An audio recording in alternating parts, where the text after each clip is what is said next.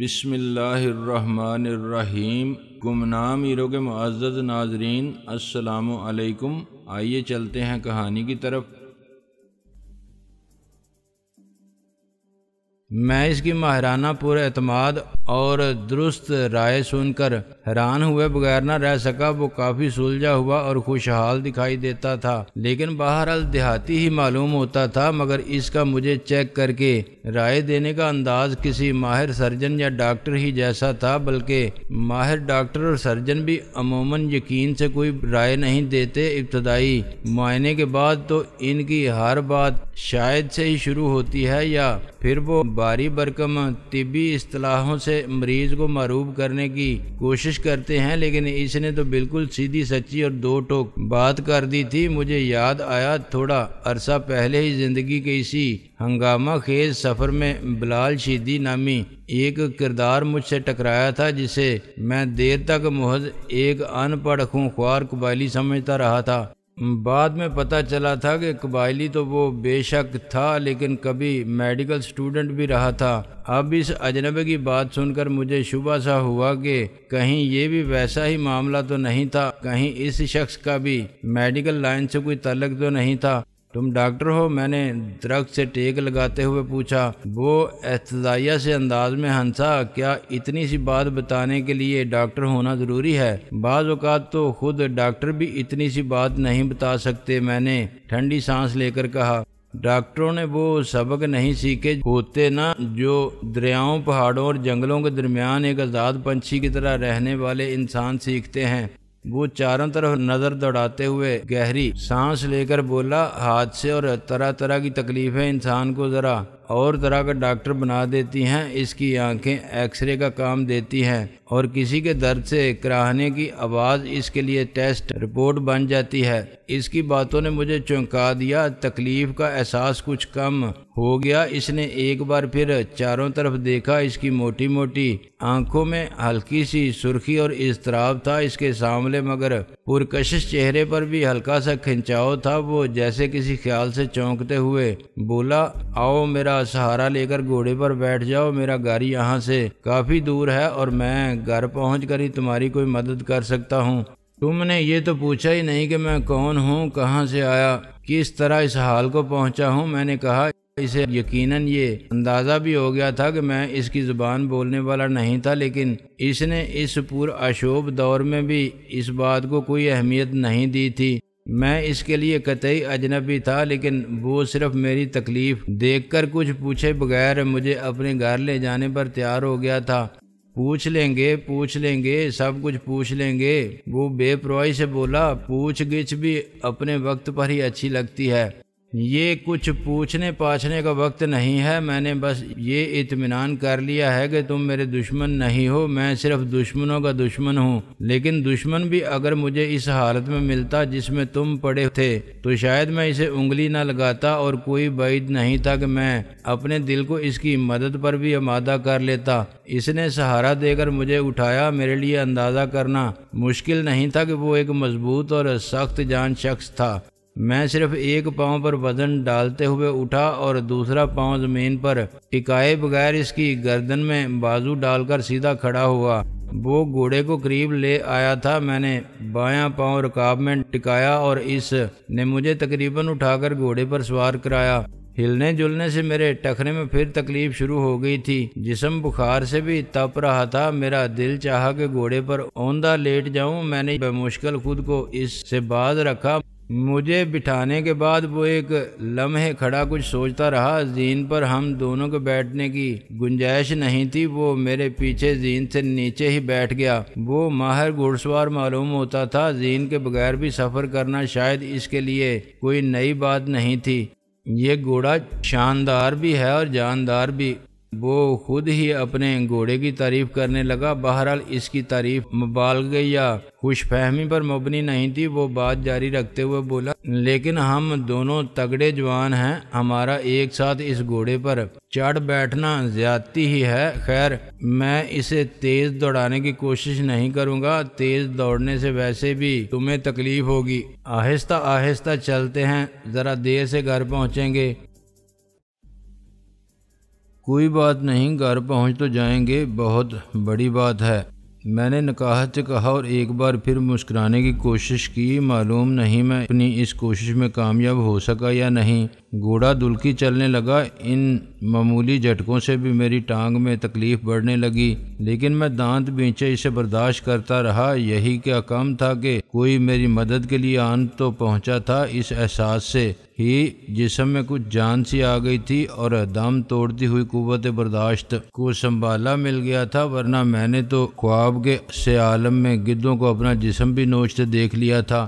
گھوڑا کچھ دیر یکساں رفتار سے چلتا رہا تو گویا میرے پاؤں کی تکلیف کا بھی ایک ردم سا بن گیا۔ ایک بار پھر گھڑی کی ٹک ٹک کی طرح درد کی خنجر زنی جاری تھی، لیکن کچھ دیر تکلیف یکساں انداز میں جاری رہے تو گویا انسان اس کا عادی سا ہونے لگتا ہے۔ میں نے ہمت کر کے دھیرے دھیرے اپنا جبڑا ڈھیلا کیا اور پوچھا، کیا یہاں آس پاس کوئی ڈاکٹر نہیں ہے؟ ڈاکٹر؟ اس نے یوں دہرایا گویا اسے مجھ سے اس سوال کی توقع نہیں تھی۔ پھر وہ احتجاجیہ سے انداز میں ہنسا اور بولا، نہر کے اس طرف 25 میل کا علاقہ ایسا ہے کہ کوئی کتا بھی یہاں سے نہیں گزرتا، آبادی تو اس سے بھی زیادہ دور دور تک نہیں ہے۔ تم ڈاکٹر کی بات کر رہے ہو؟ شکر کرو کہ میرا ابھی ادھر سے گزر ہو گیا، یہ محض ایک اتفاق ہے، ورنہ میں بھی اس طرف نہیں آتا ہوں۔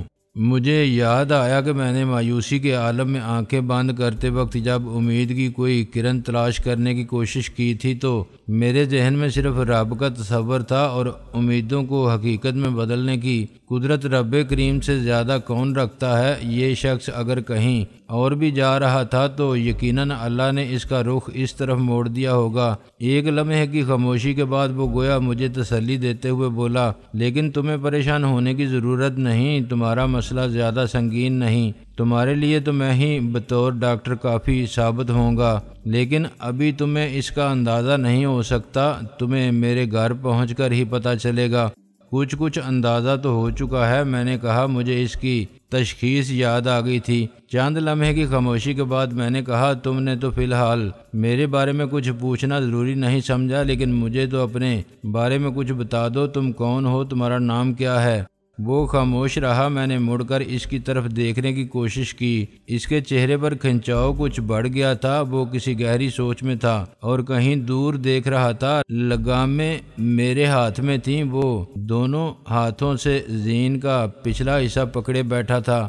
ایک لمحے کی خاموشی کے بعد اس نے میرے سوال کا جواب دیا، نام میرا روہیل خان ہے، میں چھوٹا سا ایک زمیندار ہوں، بہت ہی چھوٹا سا۔ اس نے ہاتھ آگے لا کر انگلی اور انگوٹھے سے کچھ ایسا اشارہ کیا جیسے کسی کیڑے مکوڑے کا سائز بتانے کی کوشش کر رہا ہو۔ یہاں سے چند میل دور 22 ایکڑ زمین ہے میری۔ میرا سر چکرا رہا تھا اور مجھے بار بار اندیشہ محسوس ہوتا تھا کہ گھوڑے سے نیچے نہ گر جاؤں، لیکن میں کسی نہ کسی طرح خود کو سنبھالے بیٹھا تھا۔ میں نے اپنے آپ کو باتوں میں مصروف رکھنے کے لیے ارد گرد کا جائزہ لیتے ہوئے کہا، یہاں کتنی ویرانی ہے، میں نے بہت سی ایسی جگہیں دیکھی ہیں جہاں انسان نہیں ہوتے، لیکن وہاں اتنی ویرانی کا احساس نہیں ہوا۔ ہاں، بہت سی جگہیں ہوتی ہیں جہاں انسان نہیں ہوتے مگر وہ آباد لگتی ہیں، بہت سی جگہیں ہوتی ہیں جہاں انسانوں کا ہجوم ہوتا ہے مگر پھر بھی وہ ویران لگتی ہیں، اور بہت سی جگہیں ہوتی ہیں جہاں انسان بھی نہیں ہوتے اور ویرانی بھی ذرے ذرے سے ٹپکتی ہے۔ یہ انہی جگہوں میں سے ایک ہے۔ اس نے ارد گرد اشارہ کیا، پھر گہری سانس لے کر بولا، وہ تمہارے اردو کے ایک شاعر نے کہا ہے۔ میں نے اس کی بات کاٹتے ہوئے کہا، یہ تم نے اردو کے شاعر کو میرا شاعر کیوں بنا دیا؟ ہر زبان کے شاعر ہم سب کے شاعر ہیں۔ شاہ لطیف، صرف تمہارے شاعر نہیں، ہم سب کے شاعر ہیں، بلکہ پوری دنیا کے شاعر ہیں۔ شاعر، ادیب اور دانشور تو وہ لوگ ہیں جو پوری دنیا کے انسانوں کو تسبیح کے دانوں کی طرح ایک لڑی میں پرونے کی باتیں کرتے ہیں۔ وہ ایک لمحے خاموش رہا، پھر نہ جانے کیوں دھیرے سے ہنسا اور بولا، بہت خوشی ہوئی تمہاری زبان سے یہ باتیں سن کر، بہت مدت بعد کسی کے منہ سے اس طرح کی بات سننے کو ملی ہے۔ آج کل ایسی باتوں کا زمانہ نہیں رہا، یہ پرانے وقتوں کی باتیں ہیں جب شاعر، ادیب اور دانشور پوری انسانیت کے نمائندے ہوا کرتے تھے۔ اب پوری دنیا کے تو کیا، پورے ملک کے انسانوں کو بھی ایک لڑی میں پرونے والے شاعر، ادیب اور دانشور شاید شرم سے منہ چھپا کر کسی اور طرف کو نکل گئے ہیں، مر کھپ گئے ہیں یا کہیں سہمے بیٹھے ہیں۔ اب تو اس طبقے نے بھی اپنی اپنی 1.5 دانے کی لڑی پرونے کو ہی بہت بڑا اور عظیم کام سمجھ لیا ہے۔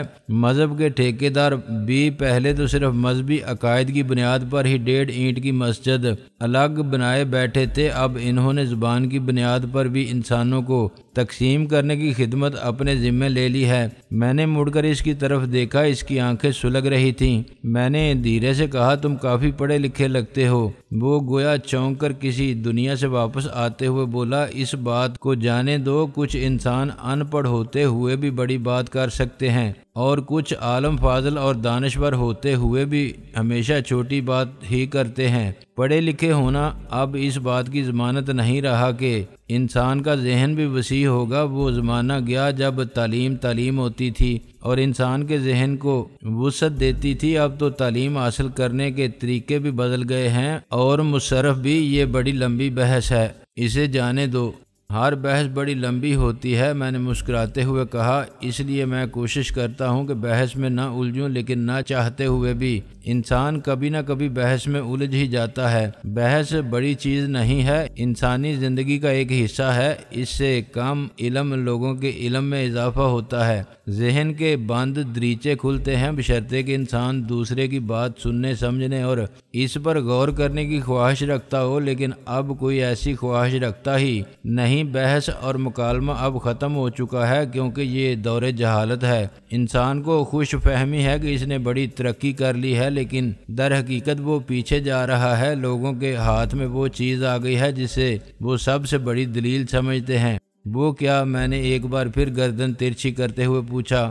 اس نے قمیض کے نیچے ہاتھ ڈالا، اس کا ہاتھ باہر آیا تو اس میں ایک موزر تھا۔ یہ ہے آج کے دور کی سب سے بڑی دلیل۔ تم نے بھی یہی دلیل اپنا لی؟ میں نے قدرے حیرت سے کہا۔ تم تو ذرا دوسری طرح کی باتیں کر رہے تھے، میں تو سمجھا تھا۔ بے فکر رہو، یہ دلیل تم جیسے انسانوں کے لیے نہیں ہے جو کھلا اور کشادہ ذہن لے کر زندگی کے راستے پر چل رہے ہیں۔ اس نے گویا مجھے تسلی دی، لیکن مجھے مجبوراً اس طرح کی دلیلیں ساتھ رکھنا پڑتی ہیں۔ میں بڑے پرخطر علاقے میں رہ رہا ہوں اور بڑی پرخطر زندگی بسر کر رہا ہوں۔ ایک لمحے کی خاموشی کے بعد میں نے کہا، وہ شاعر والی اور اس علاقے والی بات بیچ میں ہی رہ گئی۔ ہاں، وہ موزر دوبارہ قمیض کے نیچے چھپاتے ہوئے بولا، تم نے ویرانی کی بات کی تھی تو مجھے ایک مصرع یاد آ گیا تھا، بدلتا ہے رنگ آسماں کیسے کیسے۔ میں کہنا یہ چاہتا تھا کہ رنگ صرف آسماں ہی نہیں بدلتا، زمین بھی بدلتی ہے۔ یہ زمین جو تم دیکھ رہے ہو زیادہ پرانی بات نہیں، یہ بڑی زرخیز ہوا کرتی تھی۔ شاعر نے تو آسمان کے رنگ بدلنے کی جو بات کی تھی، اس سے مراد زمانے کے تغیرات تھے، لیکن میں جو زمین کے رنگ بدلنے کی بات کر رہا ہوں وہ صرف شاعرانہ رنگ میں نہیں کر رہا۔ اس زمین کا رنگ محاورتاً نہیں، سچ مچ بدل گیا ہے۔ کیوں؟ میں نے چاروں طرف دیکھتے ہوئے پوچھا۔ کبھی یہاں 2 چھوٹے چھوٹے قبیلے آباد تھے جو کتوں کی طرح آپس میں لڑتے رہتے تھے، حالانکہ اصلاً اور نسلاً وہ ایک ہی تھے، لیکن نہ جانے کب اور کس طرح ان کی شاخیں جدا ہو گئی تھیں۔ اس کے بعد سے انہیں گویا ایک دوسرے سے لڑنے کے سوا دنیا میں کوئی کام نہیں رہا تھا۔ نہ جانے کون کون انہیں آ کر چھڑاتا اور سمجھاتا بجھاتا۔ غربت اور فاقہ کشی نے یہاں ڈیرے ڈال لیے۔ 4 دن امن رہتا، پھر وہی خون ریزی۔ جن کے دل میں خون ریزی دیکھنے اور سہنے کی تاب نہ رہی، وہ رات کی تاریکی میں دھیرے دھیرے یہاں سے کوچ کر گئے۔ اس وقت اس علاقے سے یہ نہر بھی نہیں گزرتی تھی، اس کے باوجود زمین زرخیز تھی۔ پھر نہر بھی آ گئی، لیکن زمین بنجر اور ریتیلی ہوتی گئی۔ شاید یہ اس انسانی خون کا اثر تھا جو خواہ مخواہ بہایا گیا تھا اور برسوں اس مٹی میں جذب ہوتا رہا تھا۔ اس مٹی کو شاید اتنا پانی نہیں ملا تھا جتنا اسے لہو پلایا گیا تھا۔ آخر کار سب کچھ ختم ہو گیا۔ اس کے بعد سے اس علاقے کو آباد کرنے کی کوئی کوشش کامیاب نہیں ہو سکی، حتیٰ کہ وہ سردار بھی علاقہ چھوڑ کر چلے گئے جن کے حکم پر لوگ کتوں کی طرح لڑتے رہتے تھے۔ سنا ہے ان دونوں سرداروں کا انجام بھی بہت برا ہوا تھا۔ دونوں خود اپنی اولادوں کے ہاتھوں کتے کی موت مرے تھے، شاید اس لیے کہ ان کی گردنوں پر بہت سے بے گناہ کا خون تھا۔ میں نے ادھر ادھر دیکھتے ہوئے کہا، حیرت ہے، اس مقام کو دیکھ کر ذرا بھی احساس نہیں ہوتا کہ یہاں کبھی کوئی آبادی تھی، ورنہ اجڑنے والی آبادیوں کے بھی کچھ نہ کچھ آثار صدیوں تک باقی رہتے ہیں۔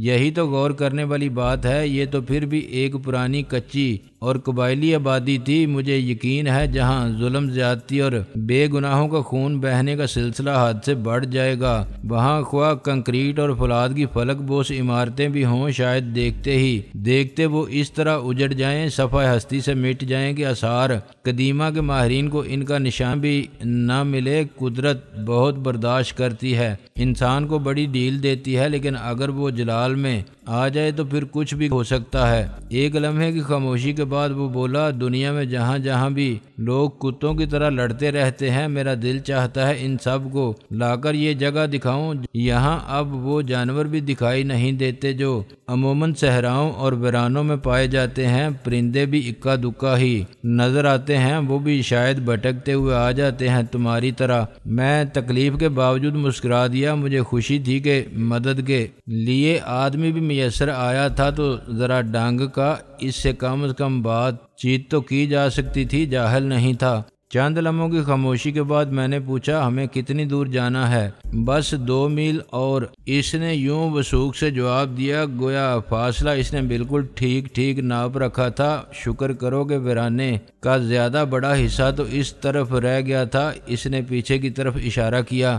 2 میل کا وہ سفر مجھے بے حد طویل محسوس ہوا، کئی بار ایسا لگا جیسے مجھ پر پھر غشی چھانے لگی ہے، لیکن عقب سے رحیل خان مجھے ذرا بھی ڈھیلا پڑتے دیکھتا تو اس کے مضبوط بازو مجھے سہارا دیتے، وہ میری پیٹھ تھپکتا، لفظوں سے میری ہمت بندھاتا اور مجھے ادھر ادھر کی باتوں میں لگانے کی کوشش کرتا۔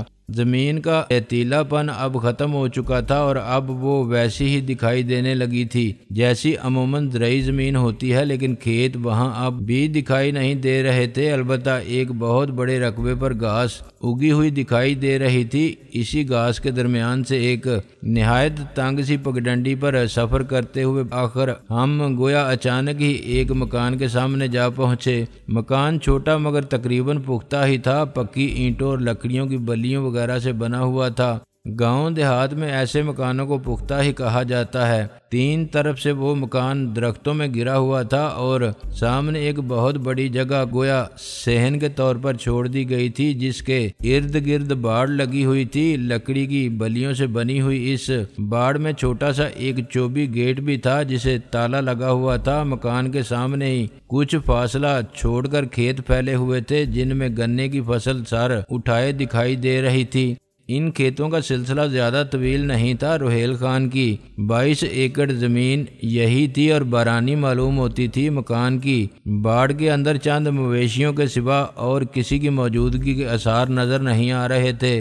دور دور تک کوئی آبادی بھی نظر نہیں آ رہی تھی۔ عجیب بات یہ تھی کہ رحیل خان کی زمین کے ارد گرد کی زمین بھی حالانکہ کارآمد معلوم ہوتی تھی، لیکن اس پر گھاس پھوس کے سوا کچھ نہیں تھا۔ صرف رحیل خان کی زمین بہت عمدہ حالت میں نظر آ رہی تھی اور ظاہر ہوتا تھا کہ اس پر کھیتی باڑی باقاعدگی سے ہوتی تھی۔ میرے اور رحیل خان کے سوا وہاں بھی کوئی دکھائی نہیں دے رہا تھا، لیکن وہاں ویرانی کا احساس نہیں ہو رہا تھا۔ وہاں کی خاموشی اور سناٹے میں ایک عجیب سا سکون تھا۔ تم یہاں اکیلے رہتے ہو؟ میں نے چاروں طرف دیکھتے ہوئے پوچھا۔ ہاں، اور یہ بڑا دل گردے کا کام ہے، وہ مسکراتے ہوئے بولا۔ وہ گھوڑے سے اتر چکا تھا، اس نے مجھے بھی تقریباً اپنے اوپر لاد کر ہی گھوڑے سے اتارا اور سہارا دے کر اندر لے جاتے ہوئے بولا، یہاں قریب ہی ایک گاؤں ہے، ڈیرہ عصام خان۔ کھیتی باڑی کے سلسلے میں کبھی مدد کی ضرورت ہوتی ہے تو دہاڑی پر وہاں سے 2-4 آدمی لے آتا ہوں، کام ختم ہوتا ہے تو انہیں رخصت کر دیتا ہوں۔ میں یہاں اکیلا ہی رہنا پسند کرتا ہوں، یہ دنیا کے جمیلوں سے الگ تھلگ میری جنت ہے۔ میں تنہا رہنے کا عادی ہو گیا ہوں، زیادہ لوگوں کے سامنے جاتے ہوئے مجھے وحشت ہوتی ہے۔ چوبی گیٹ کا تالا کھولتے ہوئے وہ ایک لمحے کے لیے خاموش ہوا، پھر بولا، تمہیں سچی بات بتاؤں، مجھے زیادہ تر انسان اچھے نہیں لگتے۔ ہر ایک کی شکل پر کسی نہ کسی طرح کی خباثت لکھی نظر آتی ہے۔ مجھے اندیشہ محسوس ہوتا ہے کہ میں انسانوں کے درمیان رہا تو کسی اپنی نفرت سے مغلوب ہو کر کوئی ایسی حرکت شروع نہ کر دوں جو مجھے قانون کا مجرم یا لوگوں کی نظر میں ذلیل نہ بنا دے۔ اس لیے احتیاطاً بھی میں نے دنیا سے کنارہ کر لیا ہے۔ میرے اور دنیا والوں کے دونوں ہی کے حق میں یہ بہتر ہے وہ عجیب سے انداز میں ہنسا۔ بھیڑیے عام طور پر غول کی صورت میں پھرتے ہیں، لیکن کوئی بھیڑیا تنہا رہنے کا بھی عادی ہو جاتا ہے، پھر وہ زندگی بھر تنہا ہی رہتا ہے۔